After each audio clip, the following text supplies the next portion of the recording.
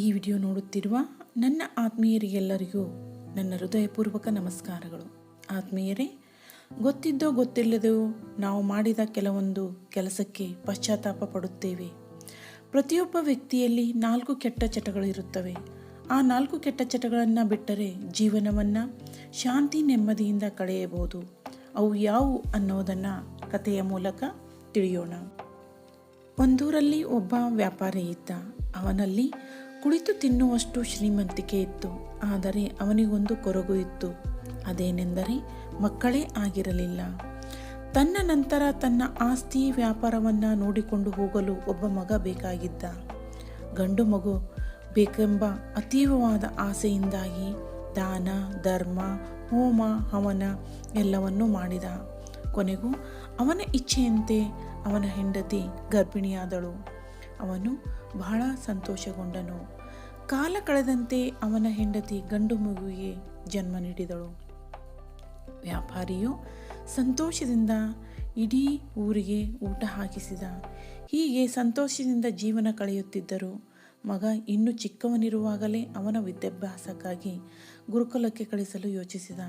ಅವನ ಹೆಂಡತಿ ಇನ್ನೂ ಚಿಕ್ಕವನಿದ್ದಾನೆ, ಬೇಡ ಅಂತ ಹೇಳಿದರೂ ಸಹ ಕೇಳಲಿಲ್ಲ.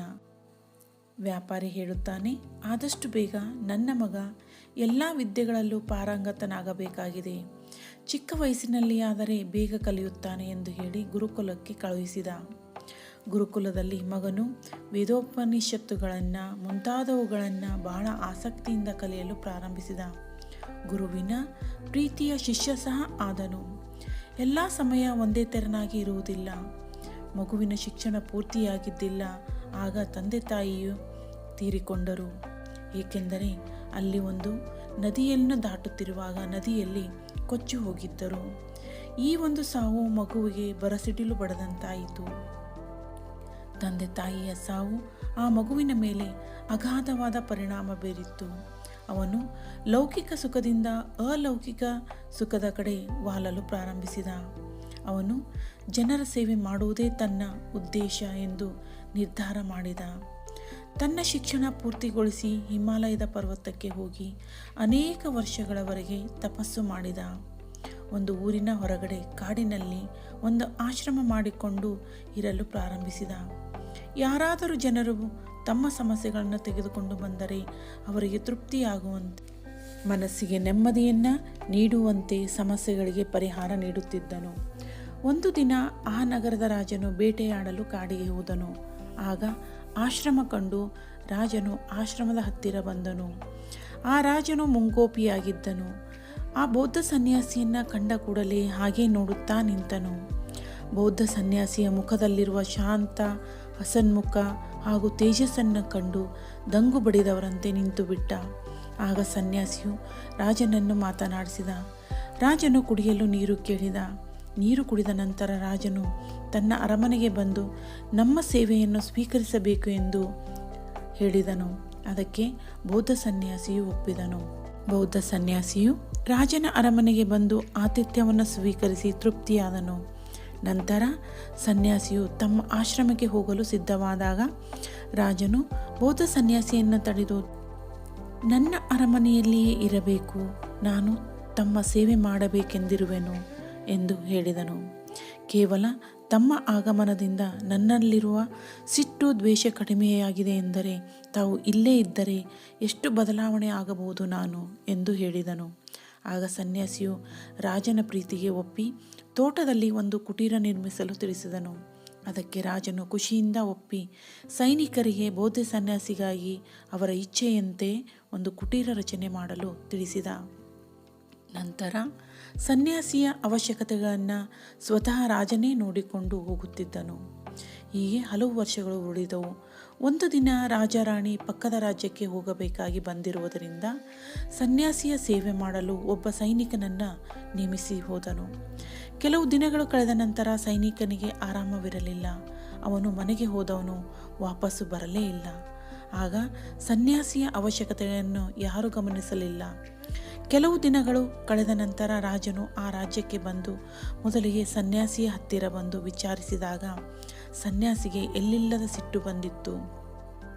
ಅದನ್ನು ನನ್ನನ್ನು ಇಲ್ಲಿ ಕೇಳುವವರಿಲ್ಲ, ನಾನು ಎಷ್ಟು ದಿನಗಳವರೆಗೆ ಉಪವಾಸ ಇರಬೇಕಾಯಿತು?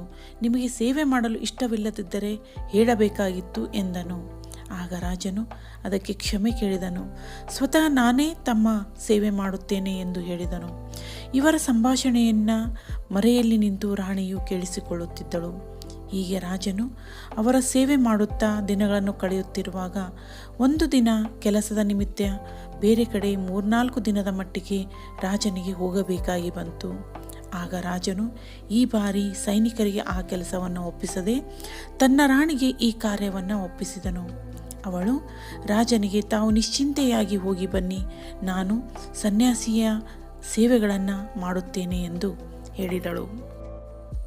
ರಾಣಿಯು ಸಮಯಕ್ಕೆ ತಕ್ಕಂತೆ ಫಲೋಪಹಾರ ಊಟವನ್ನು ಸನ್ಯಾಸಿಗೆ ಒದಗಿಸಿದಳು. ಆದರೆ ಒಂದು ದಿನ ಅವಳು ತನ್ನ ಕೆಲಸದಲ್ಲಿ ಮಗ್ನಳಾದಳು. ಇದರಿಂದ ಅವಳಿಗೆ ಸನ್ಯಾಸಿಯ ಸೇವೆಯನ್ನು ಮರೆತು ಬಿಟ್ಟಳು. ಆಗ ಸನ್ಯಾಸಿಗೆ ಹಸಿವೆಯಾಗುತ್ತಿತ್ತು. ಯಾರೂ ತನ್ನ ಕಡೆ ಬರದೇ ಇದ್ದುದನ್ನು ಕಂಡು ಅರಮನೆಯಲ್ಲಿ ಏನು ನಡೆದಿದೆ ಎಂದು ಅರಮನೆಗೆ ಬಂದನು. ಅದೇ ತಾನೇ ತಲೆ ಸ್ನಾನ ಮಾಡಿ ರಾಣಿ ನಿಂತಿದ್ದಳು. ಅವಳ ಉದ್ದನೆಯ ಕೂದಲು, ಅವಳ ರೂಪ ನೋಡಿ ಸನ್ಯಾಸಿಯು ಮೋಹಿತನಾದನು. ಅವಳು ಸಿಗದಿದ್ದರೆ ಸತ್ತೇ ಹೋಗುತ್ತೇನೆ ಎಂದು ಭಾವಿಸತೊಡಗಿದ. ಅವನು ಅನ್ನ ನೀರು ಬಿಟ್ಟ. ಇದರಿಂದ ಅವನು ಬಹಳ ಸೊರಗಿದ. ರಾಜನು ಬಂದು ಸನ್ಯಾಸಿಯನ್ನು ನೋಡಿ, ತಾವು ಏಕೆ ಹೀಗೆ ಆಗಿದ್ದೀರಾ? ತಮಗೆ ಬಂದ ಸಮಸ್ಯೆಯಾದರೂ ಏನು ಎಂದು ಕೇಳಿದಾಗ ಸನ್ಯಾಸಿಯು ತನ್ನ ಇಂಗಿತವನ್ನು ಹೇಳಿಕೊಂಡ.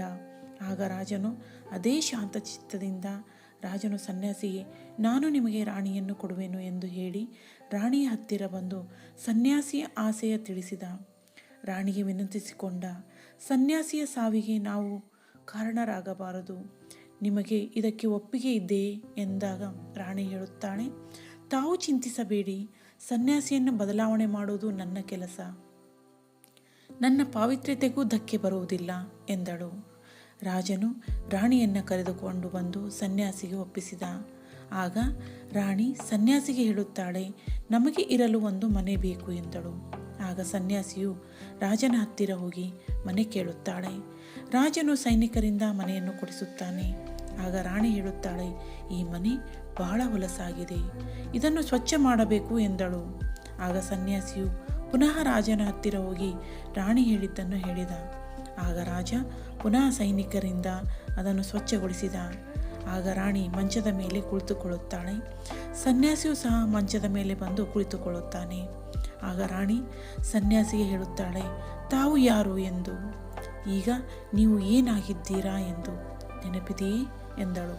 ಅವಳೇ ಮುಂದುವರೆದು ಹೇಳುತ್ತಾಳೆ, ನೀವು ಒಬ್ಬ ದೊಡ್ಡ ಸನ್ಯಾಸಿ, ನಿಮ್ಮ ದರ್ಶನ ತೆಗೆದುಕೊಳ್ಳಲು ಪ್ರತಿಯೊಬ್ಬರೂ ಹಾತೊರೆಯುತ್ತಿದ್ದರು. ತಾವು ಪ್ರತಿಯೊಬ್ಬರ ಸಮಸ್ಯೆಯನ್ನು ಪರಿಹರಿಸುತ್ತಿದ್ದೀರಿ.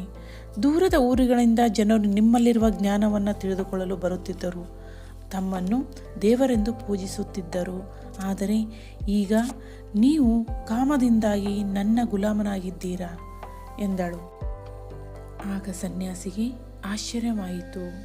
ಅವನಿಗೆ ತನ್ನ ತಪ್ಪಿನ ಅರಿವಾಯಿತು. ನಾನೇನು ಮಾಡುತ್ತಿದ್ದೇನೆ ಎಂಬುದರ ಅರಿವು ಅವನಿಗಾಯಿತು. ನಾನು ಪ್ರಾಪಂಚಿಕ ಜೀವನ ಬೇಡವೆಂದೇ ನಾನು ಹಿಮಾಲಯ ಪರ್ವತಕ್ಕೆ ಹೋಗಿ ತಪಸ್ಸು ಮಾಡಿದವನು. ನಾನು ಈಗ ಏನು ಮಾಡಲು ಹೊರಟಿರುವೆನು ಎಂದು ಜೋರಾಗಿ ಅಳಲು ಪ್ರಾರಂಭಿಸಿದ. ಆಗ ರಾಣಿಗೆ ಹೇಳುತ್ತಾನೆ, ನನ್ನ ಕ್ಷಮಿಸಿ, ನಾನು ಏನೂ ಮಾಡಲು ಹೊರಟಿದ್ದೆ. ನಾನು ತಮ್ಮನ್ನು ರಾಜನಿಗೆ ಒಪ್ಪಿಸಿ ನಾನು ಕ್ಷಮೆಯನ್ನು ಕೇಳುತ್ತೇನೆ ಎಂದ. ಆಗ ರಾಣಿ ಕೇಳುತ್ತಾಳೆ, ನನ್ನ ಮನಸ್ಸಿನಲ್ಲಿ ಮತ್ತೊಂದು ಪ್ರಶ್ನೆ ಎದ್ದಿದೆ, ಅದನ್ನು ಕೇಳಲು ಬಯಸಿದ್ದೇನೆ ಎಂದಳು. ಆಗ ಬೌದ್ಧ ಸನ್ಯಾಸಿಯು ರಾಣಿಗೆ ಅನುಮತಿಯನ್ನು ನೀಡಿದನು. ನಿಮಗೆ ಒಂದು ದಿನ ಊಟ ಸಿಕ್ಕಿದ್ದಿಲ್ಲ. ನೀವು ಸಿಟ್ಟಿನಿಂದ ಆ ದಿನ ಊಟದ ಬಗ್ಗೆ ವಿಚಾರಿಸುತ್ತಿರುವುದನ್ನು ಗಮನಿಸಿದ್ದೆ. ತಮ್ಮನ್ನು ಯಾವತ್ತೂ ಆ ರೂಪದಲ್ಲಿ ನಾನು ನೋಡಿದ್ದಿಲ್ಲ. ಮೊದಲನೇ ಬಾರಿಗೆ ತಾವು ಸಿಟ್ಟಿಗೇರಿದ್ದನ್ನು ಕಂಡೆ ಎಂದಳು. ಅಂದಿನಿಂದ ಇಲ್ಲಿಯವರೆಗೂ ತಾವು ಬದಲಾಗುತ್ತಾ ಬಂದಿದ್ದೀರಿ.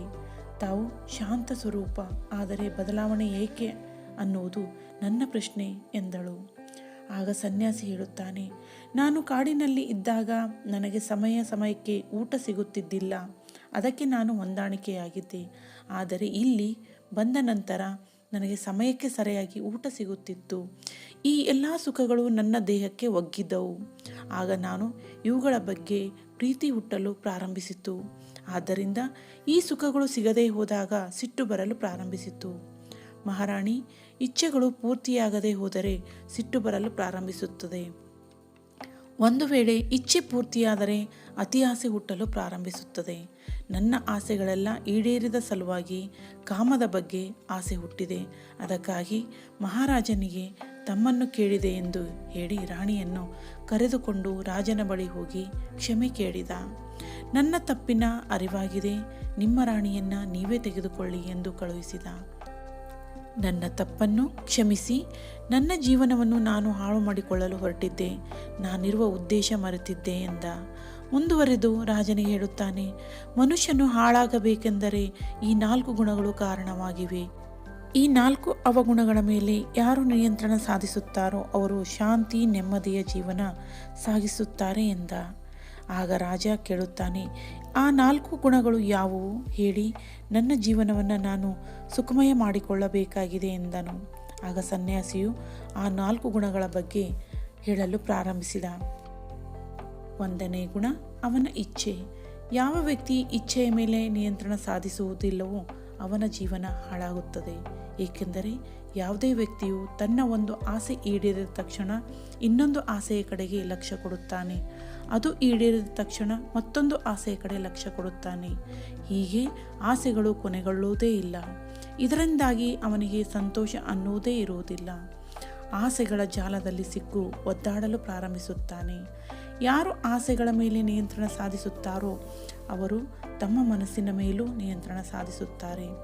ಮನಸ್ಸಿನ ನಿಯಂತ್ರಣವಾದಾಗ ನಮಗೆ ಸುಖವೋ ಸುಖ ಸಿಗುತ್ತದೆ. ಮನುಷ್ಯನನ್ನು ಹಾಳು ಮಾಡುವ 2ನೇ ಗುಣ ಎಂದರೆ ಕಾಮ. ಮನುಷ್ಯ ಆಸೆ ಹೆಚ್ಚಾದಂತೆ ಇದು ಹುಟ್ಟಲು ಪ್ರಾರಂಭಿಸುತ್ತದೆ.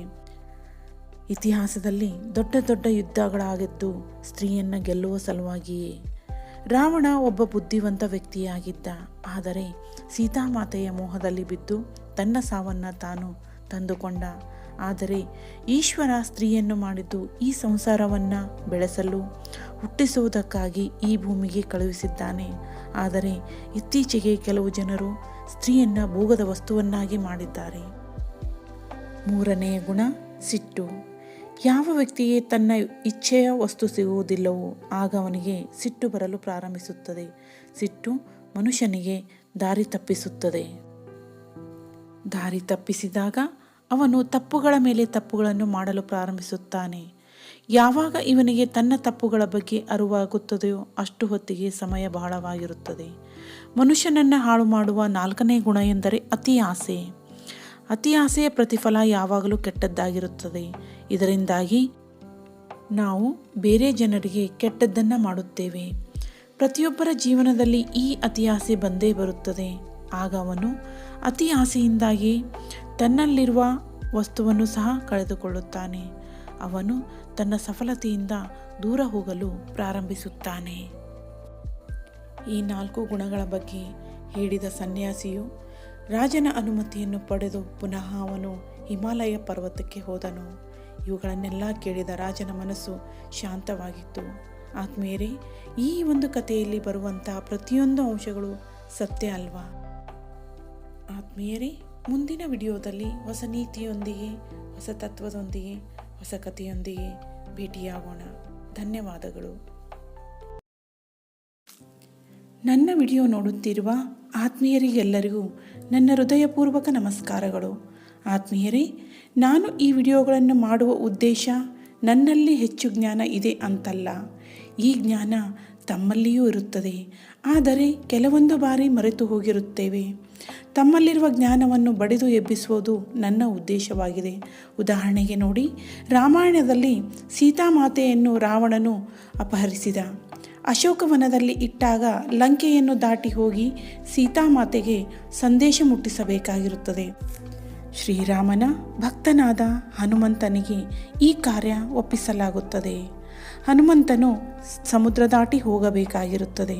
ಆಗ ಅವನಲ್ಲಿರುವ ಶಕ್ತಿ ಹನುಮಂತನಿಗೆ ಗೊತ್ತಿರುವುದಿಲ್ಲ. ಅವನಲ್ಲಿರುವ ಶಕ್ತಿಯನ್ನು ಜಾಂಬವಂತನು ನೆನಪಿಸಿದಾಗ ಹನುಮಂತನಿಗೆ ತನ್ನ ಶಕ್ತಿಯ ಬಗ್ಗೆ ಅರಿವಾಗುತ್ತದೆ. ಹಾಗೆಯೇ ಆತ್ಮೀಯರೇ, ತಮ್ಮಲ್ಲಿಯೂ ಸಹ ಜ್ಞಾನವಿದೆ. ಇದನ್ನು ಎಚ್ಚರ ಮಾಡುವುದು, ಬಡಿದೆಬ್ಬಿಸುವುದು ನನ್ನ ಕಾರ್ಯವಾಗಿದೆ. ಸಂಸಾರ ಎಂಬ ಸಾಗರದಲ್ಲಿ ಎಲ್ಲರೂ ಒಂದಿಲ್ಲ ಒಂದು ಸಮಸ್ಯೆಯ ಸುಳಿಯಲ್ಲಿ ಸಿಕ್ಕಿ ಹಾಕಿಕೊಂಡಿದ್ದೇವೆ. ಅವುಗಳಿಂದ ಹೇಗೆ ಪಾರಾಗಬಹುದು? ಶಾಂತಿಯಿಂದ ಹೇಗೆ ಜೀವನ ಮಾಡಬಹುದು? ಸಫಲತೆಯನ್ನು ಹೇಗೆ ಸಾಧಿಸಬಹುದು? ನೆಮ್ಮದಿಯಿಂದ ಜೀವನ ಹೇಗೆ ಮಾಡಬಹುದು? ನಾವು ಭೂಮಿಯ ಮೇಲೆ ಹುಟ್ಟಿದ ಉದ್ದೇಶವೇನು? ದುಃಖದಿಂದ ಪಾರಾಗುವುದು ಹೇಗೆ? ನಿಸರ್ಗದಿಂದ ಏನನ್ನು ಕಲಿಯಬಹುದು? ಮುಂತಾದ ವಿಷಯಗಳನ್ನೊಳಗೊಂಡ ಸಂದೇಶ ಸಾರುವ ವಿಡಿಯೋಗಳನ್ನು ಮಾಡುತ್ತಿರುವೆನು. ಒಟ್ಟಿನಲ್ಲಿ ನನ್ನ ಉದ್ದೇಶ ಎಲ್ಲ ನನ್ನ ಆತ್ಮೀಯರು ಸುಖ ಸಂತೋಷ ತಾವು ಬಯಸಿದ್ದನ್ನು ಸಾಧಿಸಿ ನೆಮ್ಮದಿಯಿಂದ ಜೀವನ ಸಾಧಿಸಲಿ ಎಂಬ ಆಸೆ ನನ್ನದು. ತಾವು ನನ್ನ ಜೊತೆ ಕೈಗೂಡಿಸಬೇಕೆಂದರೆ ಈ ವಿಡಿಯೋಗಳನ್ನು ಆದಷ್ಟು ನಿಮ್ಮ ಫ್ರೆಂಡ್ಸ್ಗೂ ಸಹ ಶೇರ್ ಮಾಡಿ. ಇದರಿಂದ ಅವರೂ ಸಹ ಜೀವನದ ಮಹತ್ವವನ್ನು ತಿಳಿಯಲಿ ಮತ್ತು ಶಾಂತಿ ನೆಮ್ಮದಿಯ ಜೀವನವನ್ನು ನಡೆಸಲಿ ಎನ್ನುವ ನನ್ನ ಉದ್ದೇಶವಾಗಿದೆ.